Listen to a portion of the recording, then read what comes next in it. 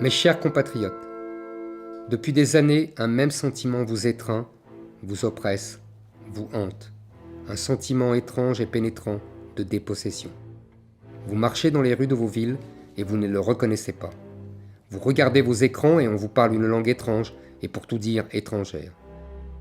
Vous prenez des métros et vous prenez des trains, vous vous rendez dans des gares et dans des aéroports, vous attendez votre fille ou votre fils à la sortie de l'école, vous accompagnez votre mère aux urgences de l'hôpital, vous faites la queue à la poste ou à l'agence pour l'emploi, vous patientez dans un commissariat ou dans un tribunal et vous avez l'impression de ne plus être dans le pays que vous connaissez.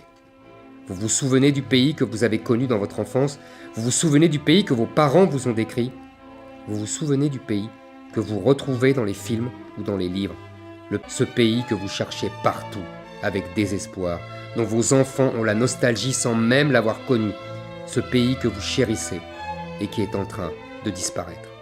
Vous n'avez pas déménagé et pourtant vous avez la sensation de ne plus être chez vous. Vous n'avez pas quitté votre pays, mais c'est comme si votre pays vous avait quitté. Vous vous sentez étranger dans votre propre pays. Vous êtes des exilés de l'intérieur.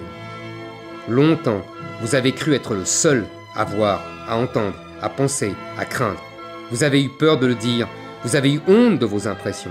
Longtemps, vous n'avez pas osé dire ce que vous voyez et surtout, vous n'avez pas osé voir ce que vous voyez. Bien sûr, on vous a méprisé.